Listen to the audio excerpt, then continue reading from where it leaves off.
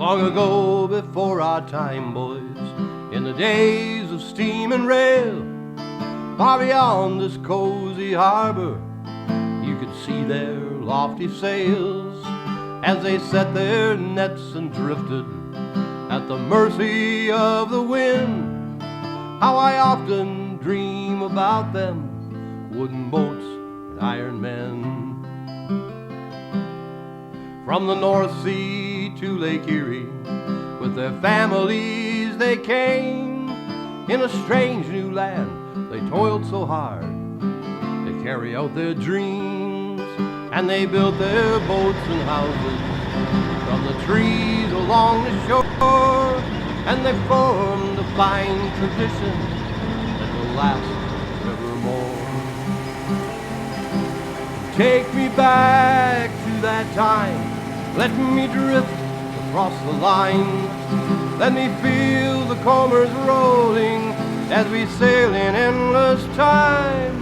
And my mind will always wander every time I think of them as they brave the seas and weather, wooden boats, iron men.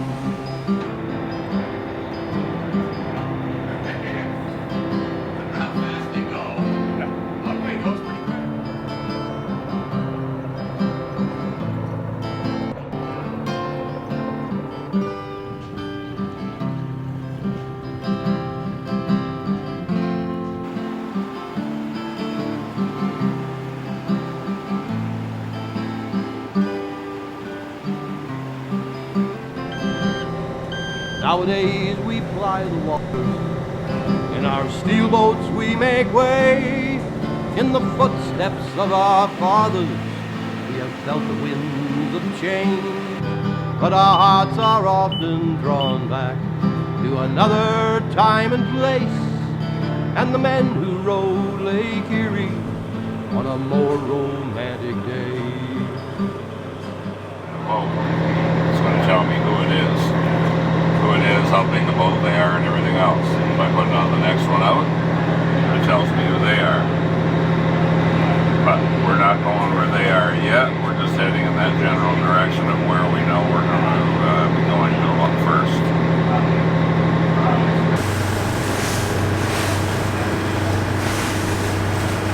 And as the sun comes up, it drives the bait fish that are up in the water column to the bottom, and the predator fish follow them and start feeding on them.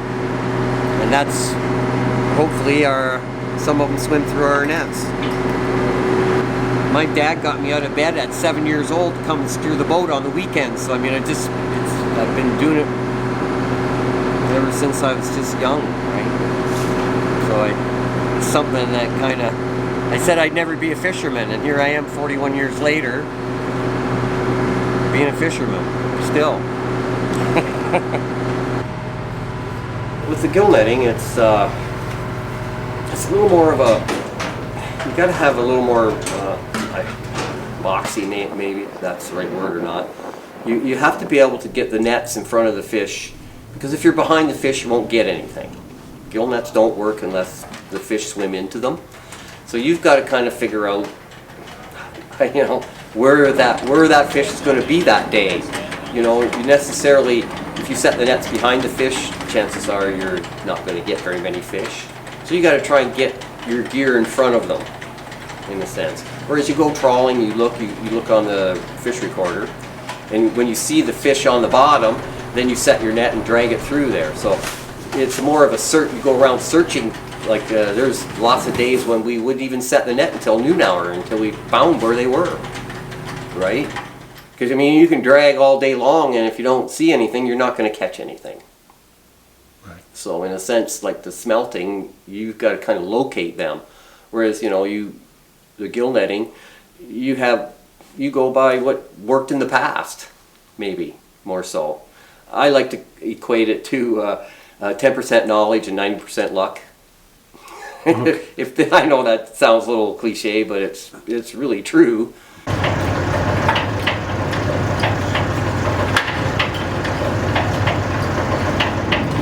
Good day so far. Knock on wood.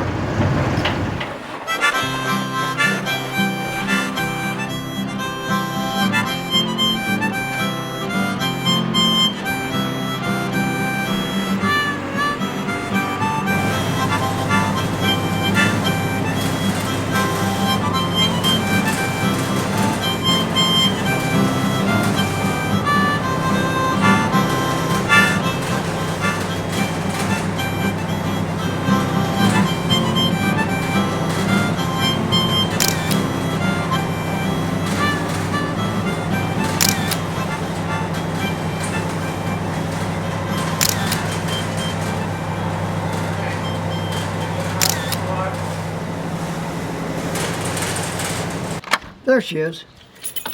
She's run the wrong way or too far. There, come on in, gang.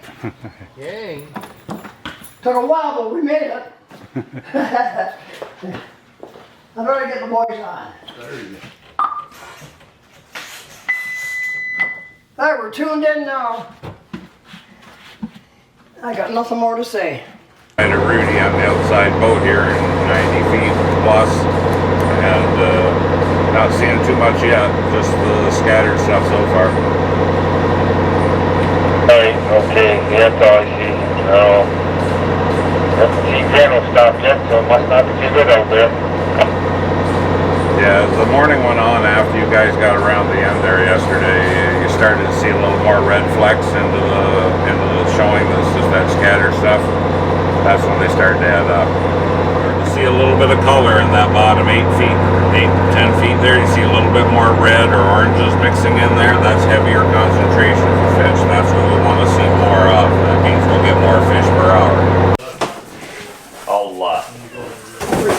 Right there? A lot of days I'll wait on my head fixed. So anything that was low, I put the skeins in? Yeah.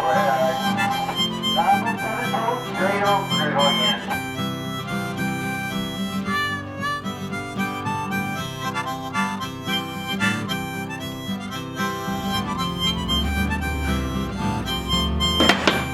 Now I gotta tear this apart and re-whip it. Going down. Okay.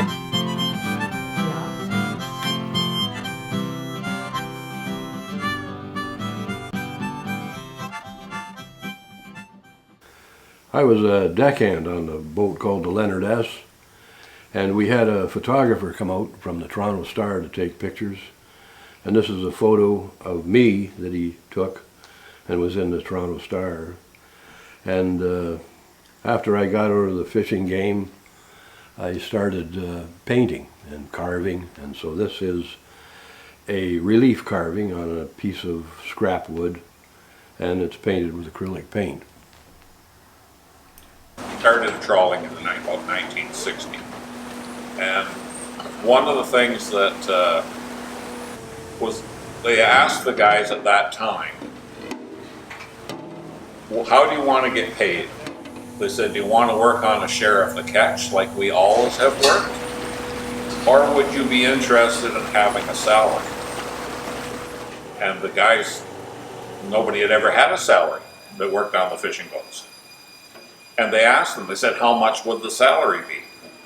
They said, we can afford to pay you $50 a week. Well, after 3 days of deliberations, they all came back and said, we'd like to have the salary. We never had steady money all year long.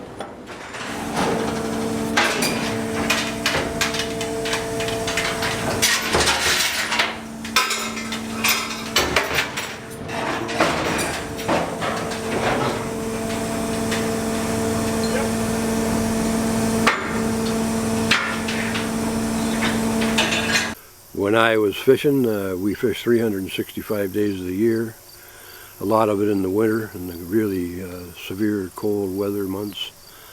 And we had a quota to catch of 1.5 million pounds of smelt. That's why we were fishing so many days of the year. A lot of hard work, stuck in the ice, freezing cold. I worked for Meisner's. I worked on the Leonard S. with Ricky Meisner. And I worked on the Siskowet with Dave Smith.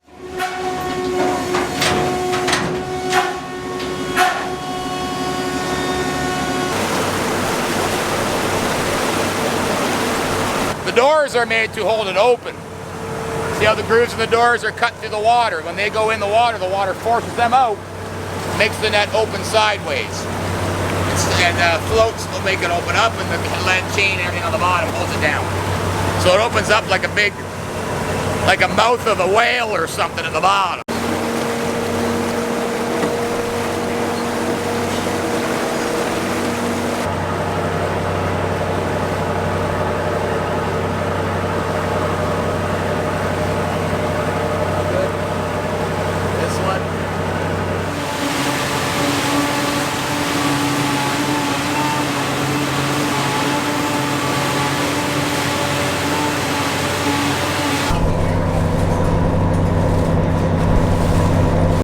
day and age, we are one of the last few that still do this as like a hunting job.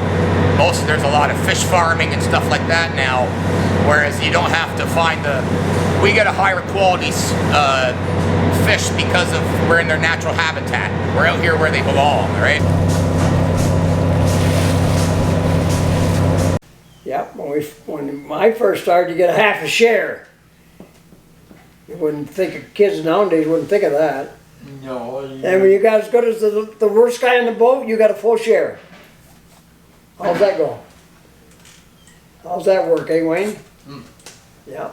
So it made you want to learn quicker, eh? So you get a full share. And it's hey-oh, buy another round. Here's a toast to the old fishing ground. Say a little prayer for a good west wind, and we'll never see another bad day.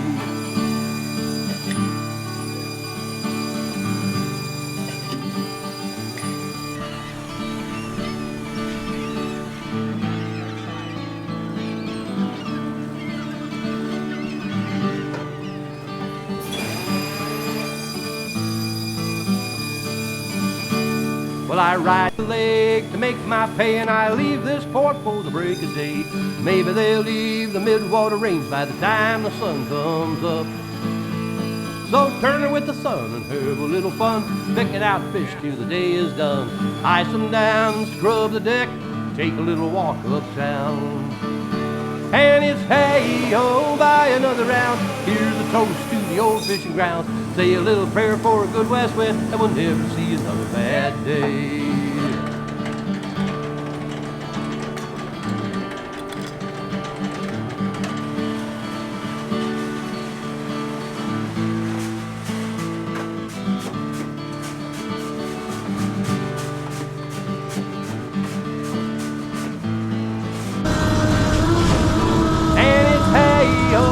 Another round, here's a toast to the old fishing ground. Say a little prayer for a good west wind, and we'll never see another bad day. Yeah, just say a little prayer for a good west wind. So in the 70s, they went phosphate free, which in combination with the zebra mussels that came in the late 70s and 80s has cleaned the water up massively, which means less food for small creatures and stuff like that. Now the algae issues, why they got rid of the phosphates, and the first reason was they were creating too much algae. Well, now we have a new problem with the waters warming and the temperatures globally warming. You're getting more of the blue-green algae and the red algae, which is toxic. And that's now starting to cause a problem in really shallow waters, like up here in the bay, at the other end of the lake. They have it really bad up there in the summertime. So, along with all the other issues that we have, and it's getting harder and harder to find the fish, now we're fighting against the nature that we've caused ourselves by putting pollution and whatever else and stuff like that, right? So it's really changed the whole landscape of it. Surprisingly enough, the smelt were supposed to be gone for 5 years, and they didn't really go anywhere, so they're more resilient than people think they are. This is the best fishing we've had in a couple of years now, so.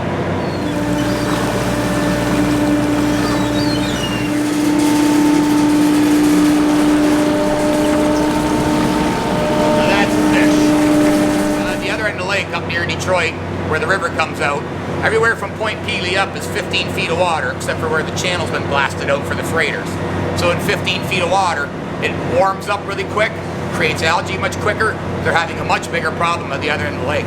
If they don't take care of this problem, which I don't know how you do that, it's going to get to the point where you're going to have no fishing up there in the summertime at all.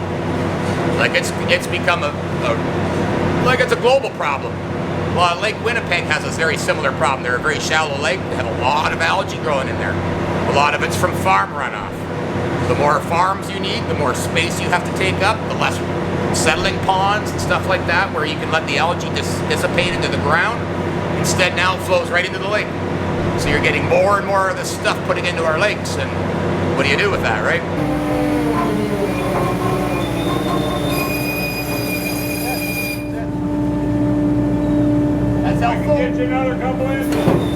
As I said before, you can fish for you felt would make most money.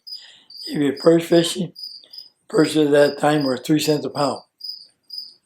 Yeah. When we started, and you couldn't catch them. You allowed so many perch, and that's how you threw them all away. Yeah. That's seagulls. Oh. Now They're $4 a pound.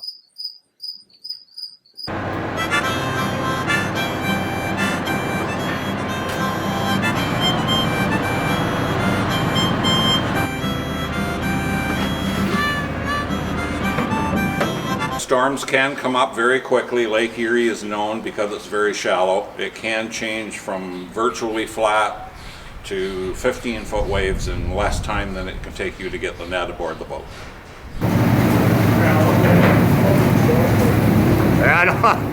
I won't be able to see out the lens.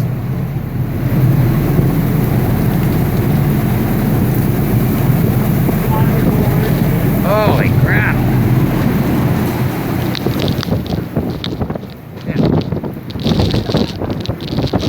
I would guess that anybody who runs a boat probably checks the weather 2, 3, 4 times a day. Just because we know that's one of our biggest elements that we have to deal with. Every year I come down here and put flowers in memory of my brother-in-law. He drowned on the Stanley Clipper in 1984. And it's just like, it seems to like it was yesterday happened. Oh, Johnny loved his way of life, never would he trade. So proud to be a fisherman, Lake Erie's where he stayed.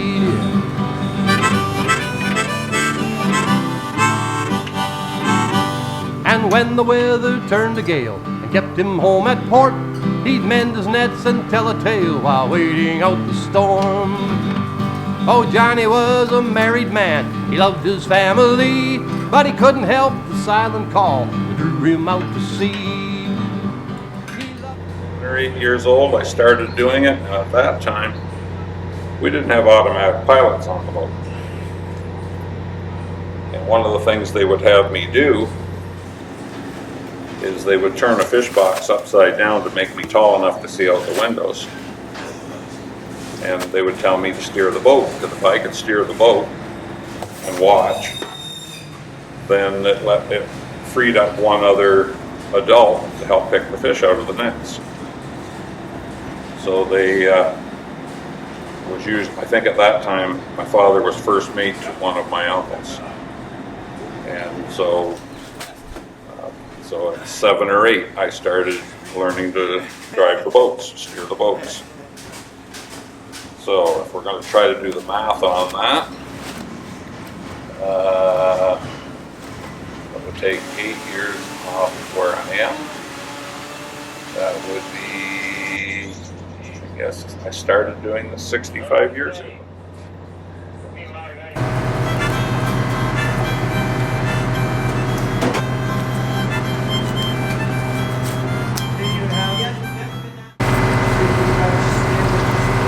See how that fish is all faded out? No good. But 1 out of 20 some odd ain't bad, right? Yeah. But yeah, if his gills are puffy like that, he's no good. He probably got caught right when the nets were set. We never set them until after 11 o'clock, but so we don't get too many dead ones, right? Sometimes you do.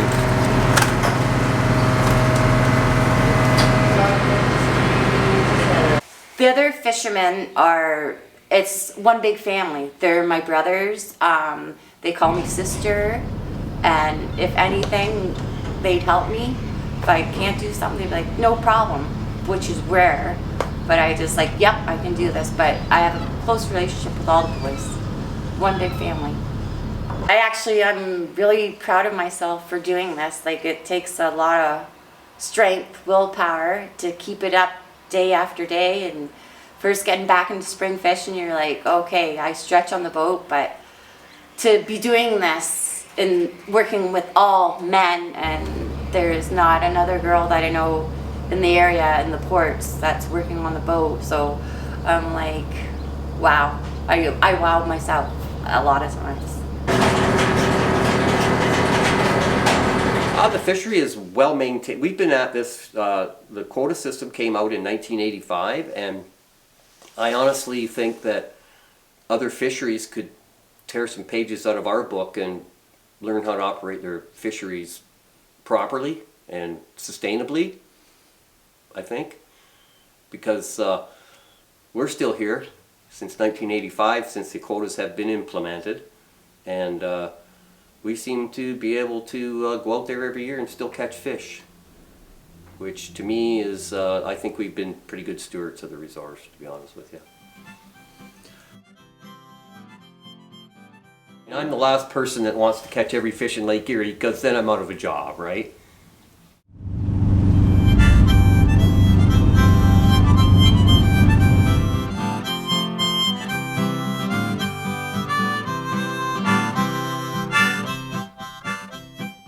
We've been dying since I started fishing back in the 70s. I was told that this industry is not going to last very long, so you better have a backup plan. I was told that before I left high school. So, and actually we've done quite well. We've done better than when I first started. So it's like everything else. It's as long as the lake is healthy, as long as the lake can continue to produce fish, then we're good. If anything comes through that, there can be, who knows, there's some sort of invasive species. We've had many over the years, could change the whole ecosystem. So that's always, in the back of your mind.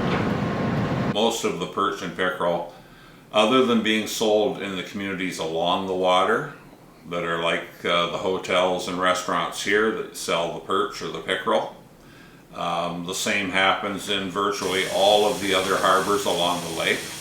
But about 85% of all of the fish we catch are marketed into the U.S., except for the smelt fishery, where the majority of it, probably 85–90% of it, is directly shipped to Asia, and it is a big thing in the Asian market.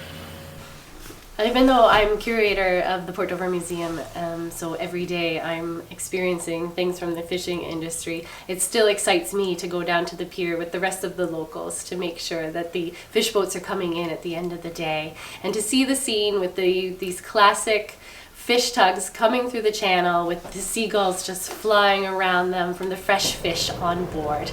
It's just a great scene, and there's tons of people out with their cameras and taking pictures, and it's on social media, and it's really just an iconic Port Dover event that happens almost every day during the fishing season.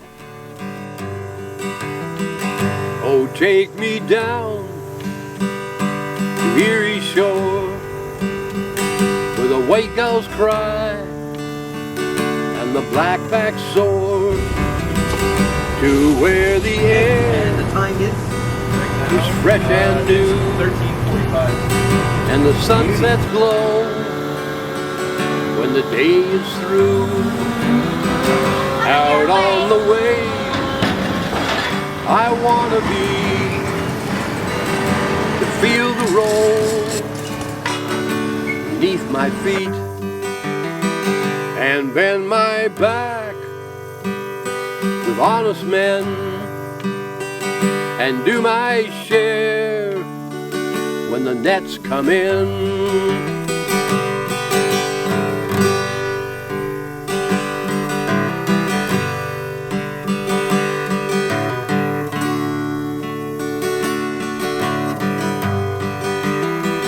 And when our decks are loaded down, we'll set our course for Dover town.